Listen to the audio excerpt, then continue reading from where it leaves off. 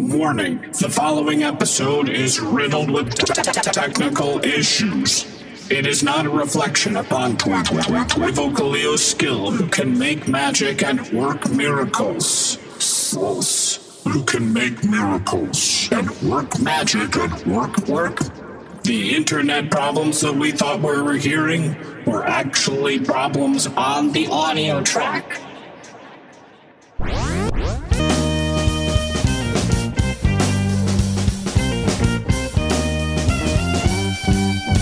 Welcome back to another episode of Original Understudies, where we've gathered the world's most original understudies and we're going to perform some improv comedy for you today. We're starting a little late, so don't be surprised if we go a little quicker than usual. Atul Singh, thanks for coming back, and where can people find you? Hi, excuse me. Thanks for having me back, and you can find me at Atul Time, ATULTIME, on the various socials, including Threads. Yo, damn, Threads. And we got Jackie Schwartz. Jackie, thanks for being here. And where would you like people to search you down? You can find me on the Florida Person podcast, and you can find me on Instagram at Tacky Schwartz, but that's Tacky with a T and a Y instead of how Jackie spelled with a J and an I. So it's pretty confusing. Wow. Well, we got it nailed there, so I'm sure everybody will find it easy.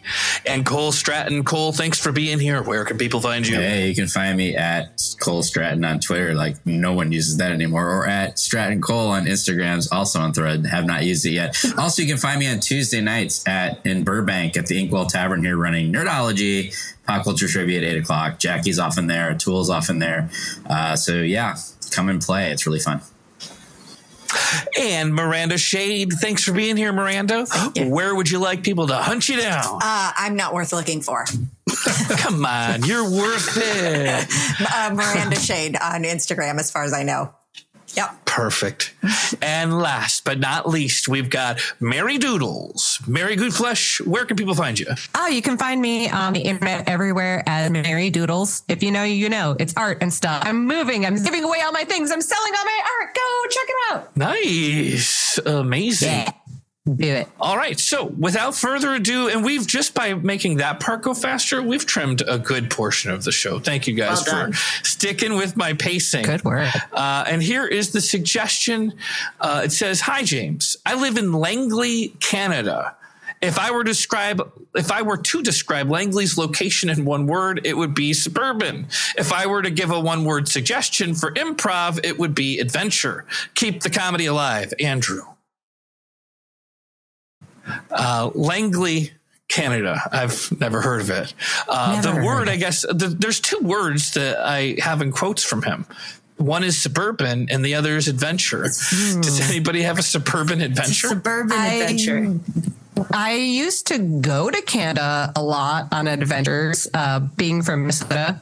We have the Boundary Waters, and then you like cross over the border into this provincial park that's mostly Canadian owned, and it's called the Quetico. So every summer we do these epic canoe trips where you paddle out. You don't see people for days. You got a portage. You got to carry your canoe and all your gear on your back. You're being eaten alive by mosquitoes. Your feet are wet 24/7 and super soft by the end of the trip. But my favorite part was getting into Canada. You got to go through customs, and to get to customs, you'd load up on a beach, paddle out to this little island in the middle of the lake where there's this ranger station and this lodge, and you just go up to these sweet Canadians who are like, "Oh, thank you for checking in. Well, enjoy." And it's the most Canadian entrance in any country I've ever experienced. What's so funny about that? Now, I don't know if it's so funny about that. I don't know if I want to tell this story because it's absolutely illegal and it's very bad. But I was 18 at the time. Do you know if you can drink at 18 or 19? Where? In Canada. I think Canada's 19 years old. 18. Whatever it was the year I was able to drink in Canada. I got a train and I went to Canada. But I also brought ecstasy with me.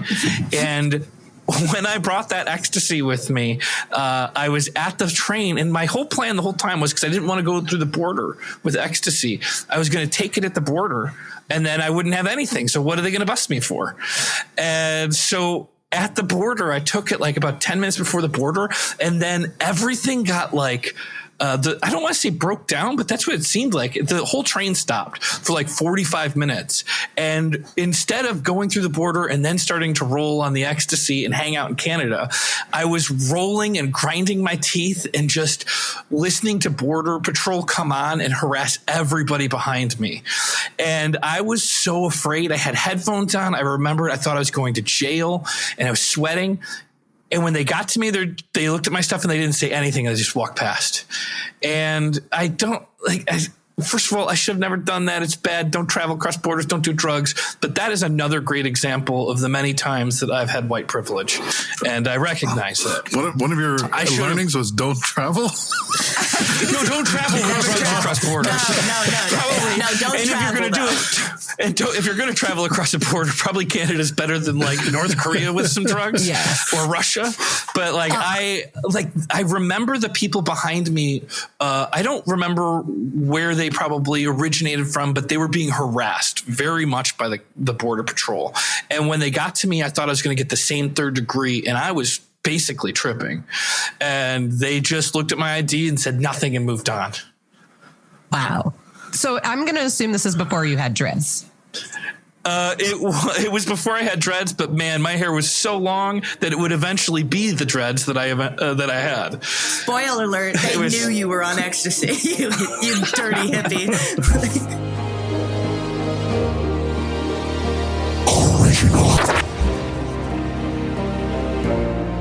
Sir, I need to see your boarding pass. Sir, I need to see Oh my God. My boarding pass is in me. My boarding pass is in me. Can you please stop yelling? I'm not yelling. I swallowed my boarding pass by accident. I panicked when I saw the dogs, and so I swallowed my bag of my allergy medicines. They're allergy medicines, and my border pass was in there, and I'm kind of freaking out. Okay, so it's inside your body? It's inside me. We need you to step out. Is this your tiger? Yes, officer. This is my tiger. Excuse me, Rick. Can I have a word for a minute? Excuse me, I need to talk to my supervisor. Yeah, you go do that. You go to easy, tiger, Rick, easy girl.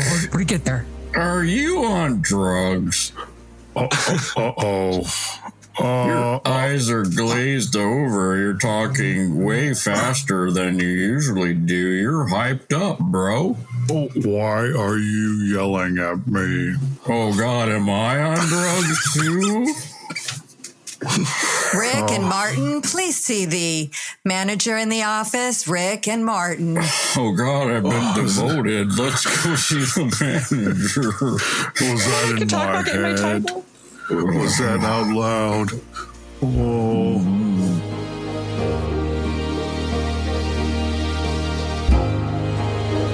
Oh, well, hey there. You found the island. Okay. Oh, yeah. I didn't intentionally find the island. Oh, no, you stumbled upon the island. Good job. Yeah, we're all proud of you. You found it. Can you tell me the truth? Am I dead? Oh, no, you're just on this island. Okay. I wasn't expecting it. I was just taking a regular vacation, and I fell asleep on the flight, and I woke up with my luggage here. Oh, yeah, that can sometimes happen. Sometimes you just fall right out the plane onto the island. Happens all the time. All right. Well, I wasn't really. I had a lot of winter clothes with me. I guess I don't need winter clothes on the island. Oh, yeah, this is more of a summer sort of island. Nice. Well, my name's Peter. Have you seen a woman that's about a little shorter than me with red hair, That's my wife. Ooh, she might have been dropped at another island. Here, let me introduce you to the crew. We've got a whole bunch here just falling off, falling off of helicopters and planes and all kinds of stuff today. Hey, how you doing? Okay. Hi. I'm just a traveler. I was on the airplane. I was supposed to be going to Winnipeg. But this is an island. This is exciting. Yeah, over here, this is Carl. He fell off of a plane yesterday, landed right here on the island, just as confused as you. Don't worry, you're going to fit right in. Hey, is this the new guy? Hey, how's it going? My name's Phil. How you doing? I was on my way also to Winnipeg, strangely. And unfortunately, I drew the random spirit straw where they drop one of you on Spirit Islands off onto it's just, for the lower fare. So yeah, that's why I'm down here, Yeah, I also had Spirit Airlines. I was wondering if we were dead because it feels a little dreamlike. No. In fact, we've got some women too. You want to see some women? Hi there. Hi. Well, hi. How you doing there? I'm good. Well, full disclosure, I'm married, but... Jeez. Well, nobody's perfect. Yeah, you know what they say on the island? What happens on the island stays on the island. You know what happens on the island stays on the island. Also, they say you might never get off this island, so, what you were doing before might not really matter anymore, huh? Yeah. You know what they say, just abandon everything you've known and loved. Yeah, that's more and more sounding like I'm dead. Gee. Oh, no. You're not dead. You're on the island.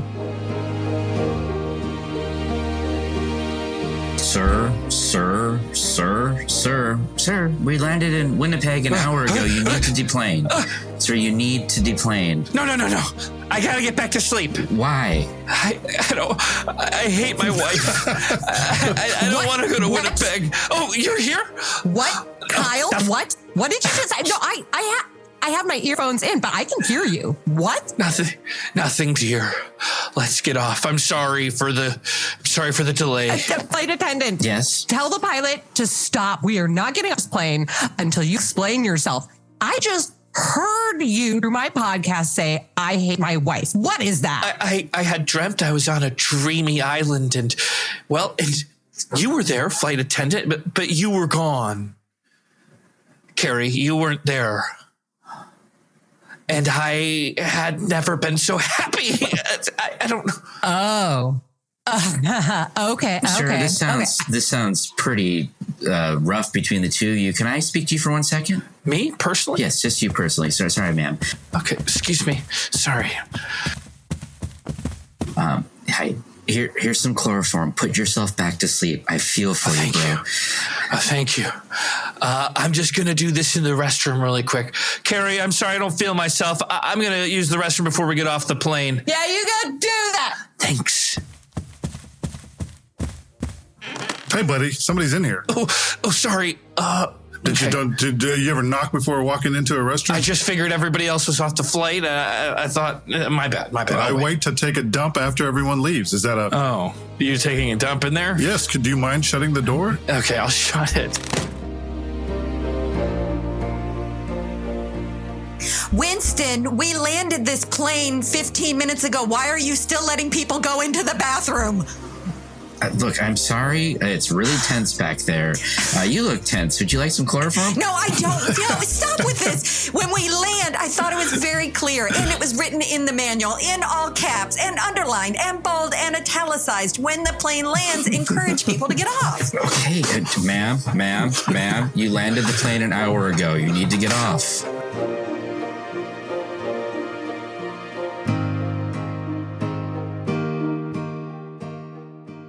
Okay, all you top Canadians gather around. We have a problem, okay? It seems that evidently everybody is using drugs and entering the country. And the problem is everybody doesn't think that Canada has enough to offer. They feel like they have to augment their reality by doing drugs before they come in, eh? And this is a problem. We got to get Canada more hype for them, okay? No, don't they know that we got endless forests and lakes? You got those. We also have cocaine, and we have ecstasy, MDMA. Oh, yeah, you're preaching to the choir, okay? Look, I think we're fantastic. We just got to get the rest of the country to know that, okay? Do you think it's because most people consider us to have the worst Six Flags? Oh, geez. Yeah, that's probably it. Oh, geez. Oh, no. See, because we're home to La Ronde, which is widely considered to be the worst Six Flags. I don't know if anybody knows this, but I think specifically this might be our problem. We all know this. This is, we're all Canadian, so yes.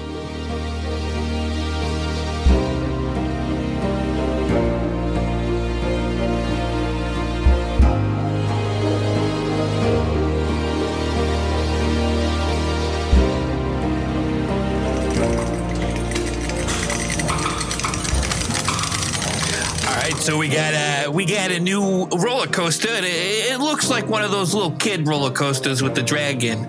But what's going to make it exciting is these. We're going to have them all take salvia right before they get on. A selfie or salvia?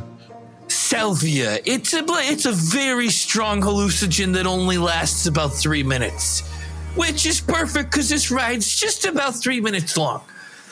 Now, I'd like you to test this out. So if you just sit down in here and you're going to need, I know it doesn't look like you need it, but you're going to need this lap thing, the seatbelt. Let's put it all the way down until it clicks. Can you suck in your stomach really quick? Come on. Come on, suck it in. Suck it in. All right, actually, you know what? I guess it's not going to latch all the way. You'll be fine. You'll be fine.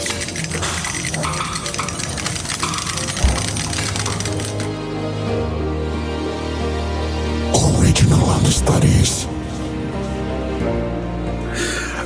When Suburban makes me think of a Chevy Suburban, which growing up was I feel like minivan was not the thing in Texas. Suburban was like the vehicle that transported all the kids everywhere. Oh, it's different than a minivan? A Suburban, yeah. It's like an SUV, it's right? Like a gigantic SUV. It's like the first three row. Oh, yeah. Okay. Yeah, and so Suburbans were, that's how parents used to roll up to pick up kids and drop them off at whatever. But then, when the minivan came, I'm a big fan of minivans. Toyota Sienna, very nice. Heck yeah. Automatic doors. We had one of those Chevy K cars growing up. I don't know if you guys know K cars, but it's kind of like a station wagon, but they would have this had wood paneling on the side, so it's like they slapped some trees on the side of the thing. Is it made by Keurig? It is. It's sort of like the family truckster in the vacation movies, like that. But like a lot of people had them. They're pretty badass. It had the seat in the back look backwards. Yeah. I did have that one, and my cousin. It was completely filled, and we were coming home from a Sunday breakfast, and my cousin goes, I don't feel good, but he didn't give the warning soon enough. And so he vomited all over that back window and it splashed all over everyone. And it was horrible.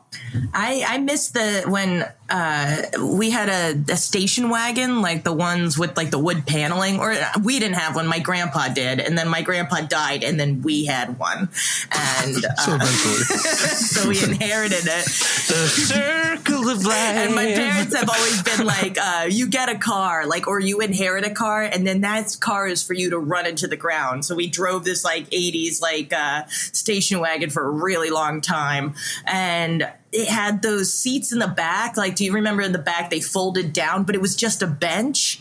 It was just like a bench with like a really crappy... faced backwards? It faced backwards. I think that's the same one they're talking about. Is that with the same thing? Mm-hmm. And I remember it sucked, dude, if you got stuck on the bench for like a long trip, like because everybody had to pack in and you're like, no, I don't want to be on the bench. And then I always got car sick and then going the wrong way. I also puked on the window. Not to put this back about drugs again, but while I'm saying illegal things that I've done, this, I swear to God, happened. I was sitting in my friend Luke's car. We were on the high school improv team, and I was in the back seat. And we were smoking a joint, passing it all around, and my dad was behind me, and my dad started like honking his horn, and what I ended up doing is I just turned around and pretended I didn't see him, and he never brought it up again. And Little did I know. So as I grew up, my dad was, I thought, really strict Army guy, had no idea. But then once I got into college, I realized I didn't know my dad like I thought I did. And he was a huge pothead. And he never said anything to me about it, but he was like honking at me. And in order to like stop from being seen, I just leaned over the bench and then continued smoking the joint facing forward. That's such a stoner thing to do, though.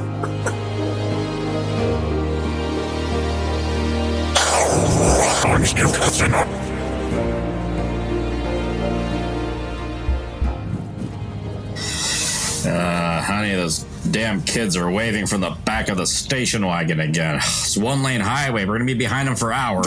Don't let this get under your skin, honey. I can't wave the entire trip. I can't do it. Come on. We are going to the Finger Lakes. This is going to be fun. Come on. Yeah. I think I'm in a big rig or something. I'm not in a big rig. That's okay. You know what? You don't have to bring everything back to feeling inadequate. Okay, so you don't have a big rig. Okay, just honk a horn. That's what they want. All right, now they're flipping me off, and one is doing that like weird blowjob thing with your cheek thing. Like, what is that? Okay, just come on. I'm not gonna honk. I'm gonna ram them. No. Don't do this. Don't do this.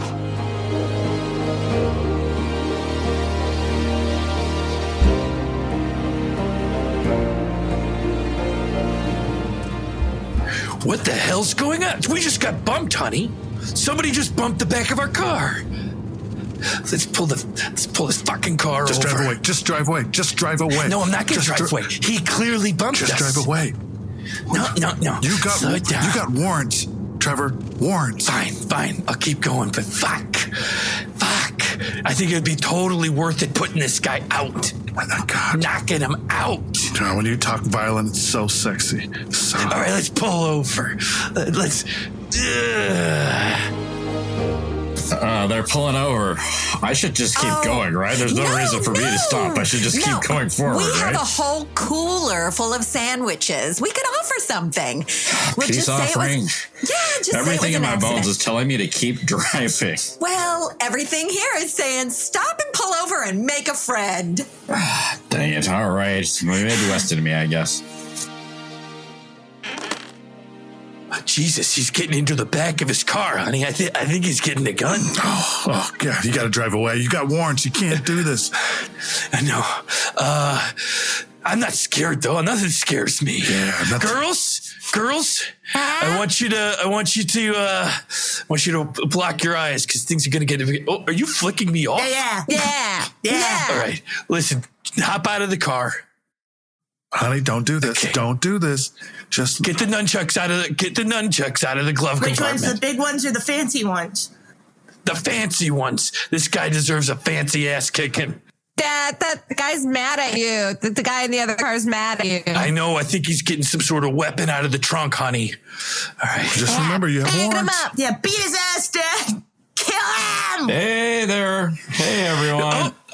Bologna sandwiches, peace offering. Here you... Are those fancy nunchucks? Yeah, Is that pearl inlay in the handle there? yeah. Oh, don't get him started. He loves nunchucks. I have so many. We have an entire rec room just full of katana blades and nunchucks and throwing stars. Don't get him started on his nunchucks. Listen, I thought you wanted to sort of fight with me. I felt you bumped my car, and Hey, that was a frustration bump. I'm sorry. Your girls for the last 3.5 hours have been flipping me off and making blowjob signs. Yeah, these two right there. No, we weren't. blowjob signs. No, we weren't. We weren't doing that. Nope. We're not doing it right now. No. Listen. Nope. Claire, Jeanette, I know what you're like. I saw you giving me blowjob signs and flipping me off in the back seat.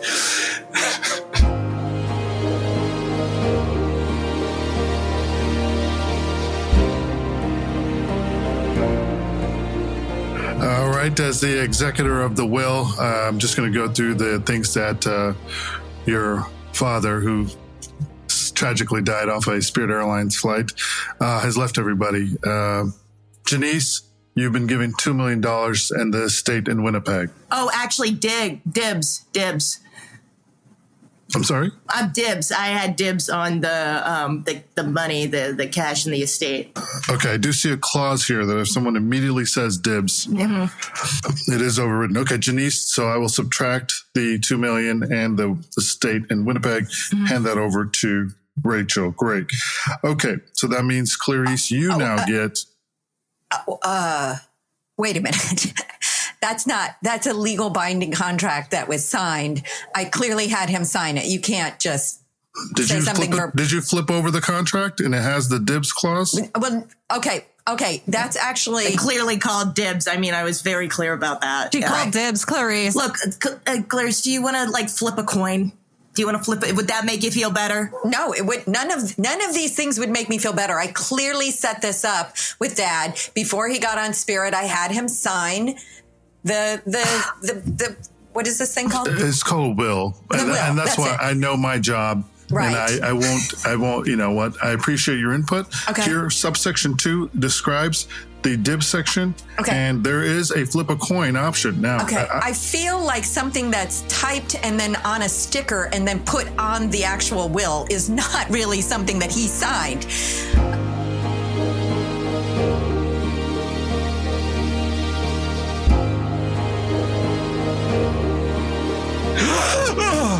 Oh my God.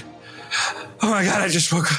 Flight attendant. Welcome back to the island. Wait a second. Oh, I'm back on the island. Yeah, you made it right back. You really were out for a while, and we were wondering if you went back, to your real life, because no one really chooses to do that permanently once they've been here. Listen, I know this isn't real.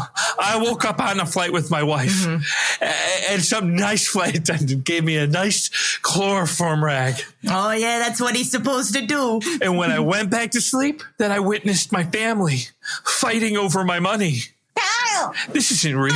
Kyle! What are you doing on the island? Kyle, I got chloroformed by the flight attendant. Oh, hey there. Welcome to the island. Fuck. Thank you. Hi. Thank you. Yay, welcome. Welcome to the island. You're one of 3 women who are here. It's mostly men.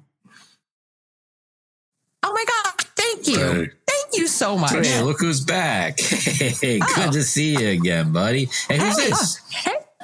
This is my wife, Carrie. I'm not entirely sure, but I was under the impression that this was a dream. It's more of like an allegory. An allegory? Hey, sir, can I have a word with you for a second? Thank you. Look, here's some more chloroform. Look, this is, if you take this one though, in the island scenario, you're gonna go to a pretty crazy place. Okay, I'm just letting you know. If you take this one now, wake up, sir, wake up. Welcome to hell. Oh no! Oh, I made a mistake. You can go back if you just handle some things for us. Hey, Lucifer. Handle some things. Hey, Lucifer, can I talk to you for a second? I'm right in the middle of giving this guy. Is it important? It is. It's your eyes are glazed over. You're sort of you got like a little bit of a mush mouth. You're speaking in tongues. Are you on drugs? Oh, you got me. You can't come to hell on drugs. Well, I live here. Lucifer and Beelzebub, can you please come to the manager's office? Lucifer and Beelzebub, please come to the manager's office. Thank you. Man, tell me that was in my head. Oh. Original Understudies.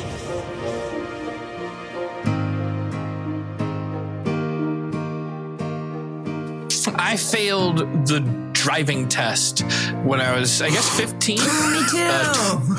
Yeah, twice. Which drug were you on that time? I was completely sober. But the thing was that the first time I failed it, I didn't even get to start the test. What? Because my door was the door of my family's minivan. The door broke and we tied the door shut. So because our doors wouldn't actually shut on the van, the person was like, we're not going to do a driving test. So they didn't let me, I guess it's not so much really a failure then. But what it was is they had scheduled the time. So they marked it as like an incomplete test. And I think you're only allowed to fail it at most 3 times. Because I think as a driver, you should be able to exercise good judgment and knowing that tying your doors closed wouldn't be good. I think it was more like the guy's like, I don't feel safe. Like, I'm not getting That's it. probably what it was. In my experience, it was the same van I had been traveling in since I was a child. It felt very safe. So you had to undo a knot to get out every time? I ended up, no, we just would all enter. It was pretty embarrassing, but we'd all go out the front door.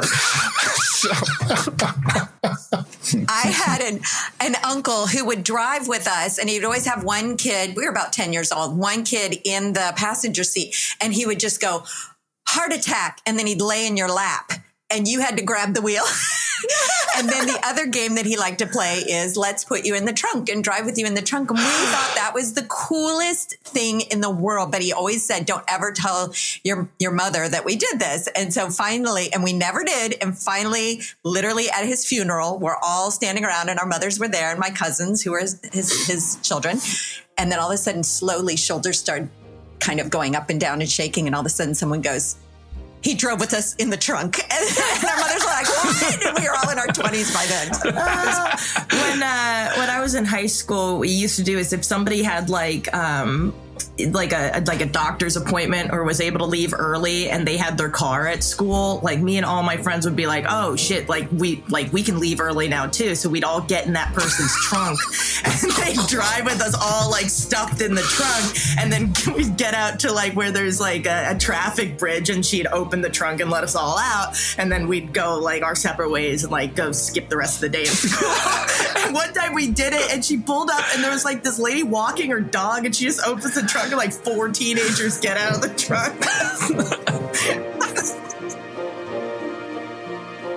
Original Understudies.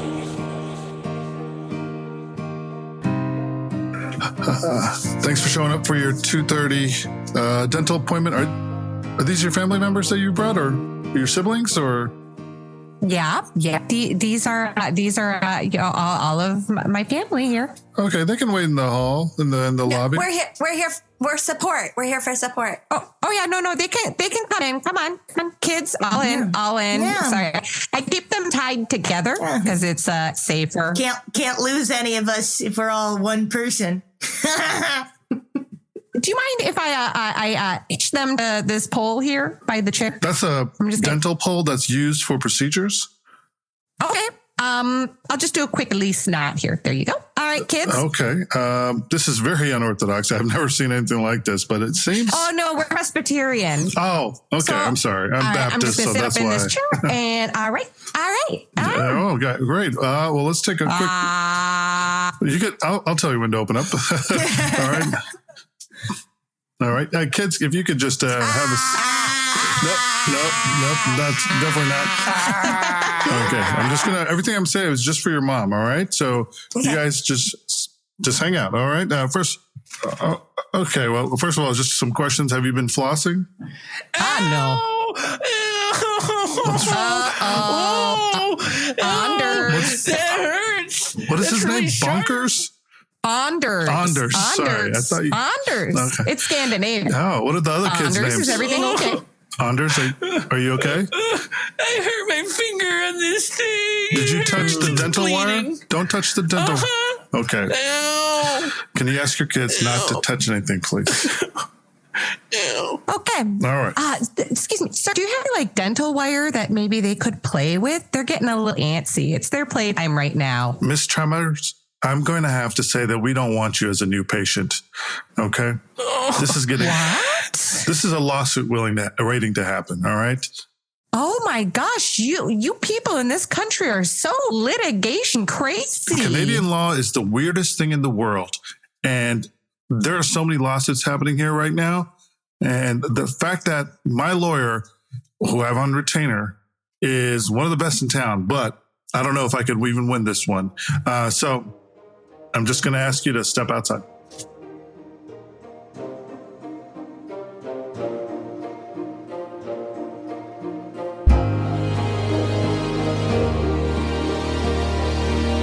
Captain, can I have a moment, please?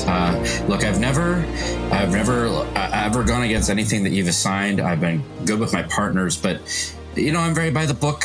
I'm very nerdish, and I don't understand why you have partnered me with Officer Bonkers. I just thought you'd be a good match. I don't know. You just got... We're night and day difference. I mean, he is literally... Yeah, that's opposites attract. You know, I like to match people who have different strengths. I can't believe there's a meeting happening without me. See, it's like a straight man, funny man kind of thing, you know? It's a real who's on first kind of situation. What are you talking about, Captain? Oh, me? Oh, we're just riffing. This is my partner. Is there meetings that I should be attending? Nobody told me to come in. Well, quite frankly, Bonkers, I'm asking the captain to reassign me. I just don't think we make a very good team, and we're night and day different, you know? Just because I have a red rubber nose and big feet? Look, it's hard to be on a stakeout when 21 of your friends come out of the trunk in the middle of the stakeout and ruin it, okay? You've blown our cover so many times. Yeah, Officer Daniels here, he doesn't really feel like you guys match up too well. He has a little bit of prejudice towards your kind. Oh, I see. I just wish you would have said something. A little bit of prejudice. You know, if you don't like clowns, you could have just said something in private. I am in private saying something to the captain. This was never, and I'm not prejudiced against clowns. Little bit prejudice. I'm not really coming off that way. Yeah, I'm not prejudiced. Oh yeah, fine. A clown killed my parents. Is that what you wanted to know? You really should have disclosed that in your application, honestly. I did. It is in my file, Cap. You just never read it. You never read my file. You know how it makes me feel? I've dedicated myself to this department. You know, I find that offensive. I'm dyslexic. I don't have to read anybody's file. Is that true? Maybe I just need to rethink what I'm doing with my career here, because clearly I'm not meant for here. So seems like a detective. We are looking for some people to work on this island. The way it works is we have a manager who handles most of the greetings the first round. But anytime anyone falls out of a plane, you'll be on the team that meets them. So we work 7 days a week, all year round. How does that sound? It sounds like a better situation than what I came from, to be honest. One question, though, I'm very by the book. I'm very nerdy, except I do have one thing that I love to use in the field, and that is rags with chloroform on it. Is that going to be a problem, or will it be okay if I use those on the job? This is the next thing I was about to give you, a box full of rags with chloroform. So you're an A+ candidate. The job's yours. Meet your partner. This is Giggles.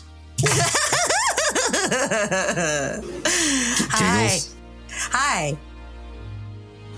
I'm just going to go ahead and put myself out with one of these rags of chloroform right now, if that's okay.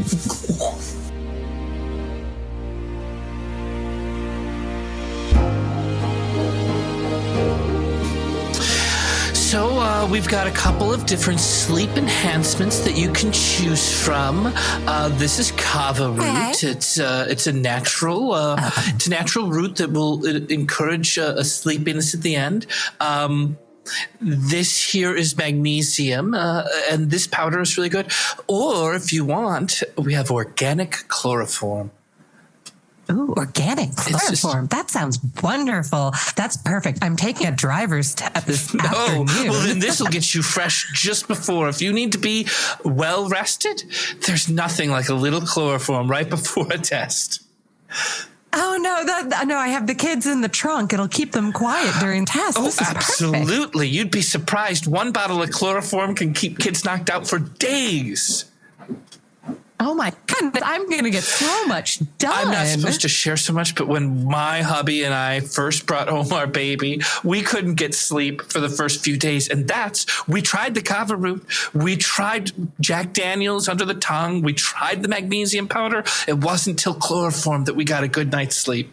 First the kids, then ourselves. Cash? Yes, cash only. It's super important that it's just cash.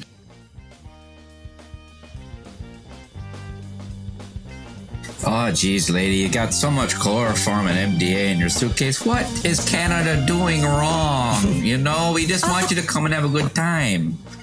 Yeah, I wanted to enjoy your Six Flags. I've heard so much about it. She's lying. Get her. Put her down. Put it down. No one comes to Canada looking to go to our Six Flags. You can go to Toronto. You can go to Vancouver. You can go to the other cities that are here. But no one says they want to go to the Six Flags.